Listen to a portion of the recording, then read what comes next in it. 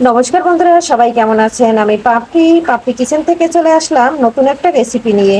এখানে আছে বড় সাইজের পাঙ্গাস মাছ। আর পাঙ্গাস মাছটার ওজন ছিল 7 থেকে 7.5 কেজি। আর এটা কিন্তু আমি একা নিজের হাতে কেটে নিয়েছি। আর এটা কিন্তু নদীর পাঙ্গাস। আর খুব সুন্দর করে ধুয়ে নিয়েছি। এখানে আমি বড় সাইজের 8 পিস মাছ নিয়ে নিয়েছি। আজকে আমি এটা কলা পাতায় ভাজি করব। তবে রেসিপিটা আশা করি বন্ধুরা সবার কাছে খুব খুব ভালো লাগবে। এখানে সবগুলো আমি পিঠের মাছ নিয়ে নিয়েছি। এখানে দিয়ে দিছি অনেক পরিমাণে পেঁয়াজ কুচি। আর এখানে দিয়ে দিছি অনেকগুলো রসুন থেতো করে। আর এখন আমি দিয়ে দেব যে মশলা লাগে সেই মশলাটা। এখানে নিয়েছি একটা বড় সাইজের কলা পাতা। এই কলা পাতায় আজকে আমি মাছটা ভাজি করব। আর এটা কিন্তু বরিশালের একটা বিখ্যাত খাবার। আর বরিশালের মানুষ কিন্তু এরকম কলা পাতায় মাছ ভাজি করে খুবই জনপ্রিয়তাভাবে ভাত খায় এবং সবসময় কিন্তু তারা এভাবে মাছ ভেজে খেয়ে থাকে। আর কলা পাতার মাছে 1 পিস মাছ দিয়ে বন্ধুরা অনেকগুলান ভাত খাওয়া যায়। তবে আমি রেসিপিটা কিভাবে করি সাথে থাকো বন্ধুরা, দেখতে থাকো। এখানে দিয়ে দিচ্ছি জিরার গুঁড়া এবং ধুনগার গুঁড়া। কারণ এখানে যেহেতু বড় মাছ পাঙ্গাস মাছ, সেখানে আমি জিরা ধুনগার গুঁড়াটা ব্যবহার করব। এখানে দিয়ে দিচ্ছি পরিমাণ মতন হলুদের গুঁড়া। আর দিয়ে দিচ্ছি কাঁচামরিচের পাউডার। এখানে দিয়ে দিচ্ছি 1 চামচ শুকনা মরিচের পাউডার। তার কারণ একটু ঝাল হইলে খেতে ভালো লাগবে। আর আমার শাশুড়ি বেশি একটা শুকনো মরিচ খেতে চায় না, এর জন্য আমি শুকনো মরিচটা একটু কম দিয়েছি। দিয়ে দিচ্ছি স্বাদ অনুযায়ী লবণ। এখানে দিয়েছি ভাজা জিরার গুঁড়া। পাতায় মাছ ভাজি সরিষার তেল দিয়ে করলে ভালো লাগে, তাই আমি দিয়ে দিচ্ছি সরিষার তেল। এখন আমি হাতে দিয়ে খুব সুন্দর হাতের সাহায্যে মেখে নেব।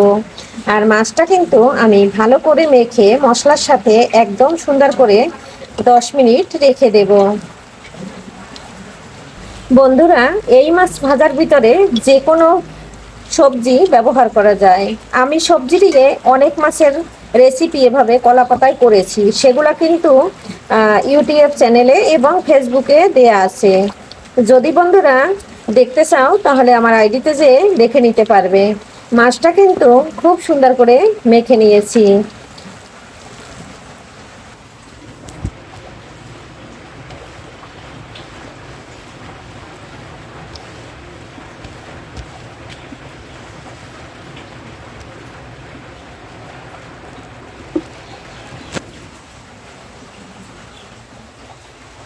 10 মিনিট পরে বন্ধুরা আবারও চলে আসলাম। 10 মিনিট পরে আবার একটু হাত দিয়ে মেখে নিচ্ছি। মাছটা যত সুন্দর করে মাখবো তত কিন্তু মশলাটা ভিতরে প্রবেশ করবে। আর মাছের ভিতরে মশলাটা খুব সুন্দর করে ঢুকলে মাছটা খেতে দারুণ লাগবে। কাছে এবং দূরে, দেশ ও দেশের বাহিরে যারা আমার ভিডিও সবসময় দেখেন এবং সুন্দর সুন্দর কমেন্ট করেন, অনেক অনেক ভালোবাসা দেন, তাদের জন্য রইল অনেক অনেক ভালোবাসা, শুভকামনা এবং আশীর্বাদ সবার জন্য। এবং সবার জন্য অনেক অনেক দোয়া রইল। আর মন থেকে অফুরন্ত ভালোবাসা রইল সব ফেসবুক এবং ইউটিউব বন্ধুদের জন্য। আর এভাবে আমার পাশে থাকবেন, সাথে থাকবেন, সবাই ভালোবাসা দিবেন, তাহলে এখান থেকে আগানো যাবে। আমিও সবাইকে আমার মতো করে ভালোবাসা দিয়ে যাব। আর এই প্ল্যাটফর্মে কারো ভালোবাসা ছাড়া আগানো যাবে না। তবে সবাই সবার পাশে থাকতে হবে। বন্ধুরা, ভিডিওটা দেখার শুরুতে একটা লাইক দিয়ে ভিডিওটি কন্টিনিউ করবে। মাছটা কিন্তু আরও আমি 2-3 মিনিট হাত দিয়ে খুব সুন্দর করে মেখে নিলাম। এখন আমি কলা পাতায় সাজিয়ে দিয়ে দেব। এদিকে আর একটা কলা পাতা আমি কড়াইতে দিয়ে দিয়েছি। আর এদিকে মাছটা অফ ক্যামেরায় খুব সুন্দর করে সাজিয়ে নিয়েছি। বন্ধুরা, কারেন্ট নাই, তাই কিন্তু অন্ধকার লাগতেছে। আর অফ ক্যামেরায় কিন্তু মাছটা আমি খুব সুন্দর করে একদম সাজিয়ে দিয়েছি। আর এখানে কিন্তু সামান্য একটু হাত ধুয়ে অল্প একটু জল দিয়ে দেব। বন্ধুরা, এখানে কিন্তু আমি যে গামলাটায় মাছটা মাখিয়েছি সেই গামলাটায় কিন্তু অল্প একটু জল দিয়ে নিয়েছি। এখন গামলাটা ভালো করে ধুয়ে নেব। মাছের মধ্যে এই জলটুকুই কিন্তু আমি দিয়ে দেব, এর বাইরে কিন্তু অন্য কোনো জল আমি দিব না। মাছটা দিয়ে এখন আমি 20 মিনিট ঢেকে রাখবো। 20 মিনিট পরে আসতেছি বন্ধুরা, সাথে থাকুক সবাই। বন্ধুরা, 20 মিনিট পরে চলে আসলাম। ঢাকনাটা উল্টিয়ে নিলাম আর জলটা কিন্তু একদম শুকিয়ে গেছে। এই পর্যায়ে মাছটা আমি আর একটা পাতা নিয়েছি, এই যে এই কলা পাতাটায় আমি উল্টে দেব। বন্ধুরা, মাছটা আমি একটা আমি নিয়েছি। এখন আমি আর একটা পাতায় কিভাবে উল্টে দিই, আর একটা পাতা কিন্তু আমি উপর থেকে খুব সুন্দর করে দিয়ে দিচ্ছি। এখন এর উপরে কিন্তু আমি আর একটা ঢাকনা দিব। এখন আমি আর একটা ঢাকনা চাপা দিয়ে দিচ্ছি, দিয়ে আমি মাছটা এই যে উল্টে নিলাম।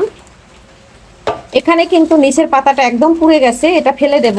এটা কিন্তু সম্পূর্ণ খুব সুন্দর করে উল্টে নিয়েছি, আবারও চুলায় বসিয়ে দেব। এখন আমি এইভাবে 10 মিনিট রান্না করে নেব, তাহলে বন্ধুরা আমার একদম মাছ ভাজা রেডি হয়ে যাবে। এখন আমি চুলায় দিয়ে দিয়েছি, আর আমি আপনাদের একটু পাতাটা দেখিয়ে দিচ্ছি যে আমার পাতায় কিন্তু একটু মাছ লেগে নাই।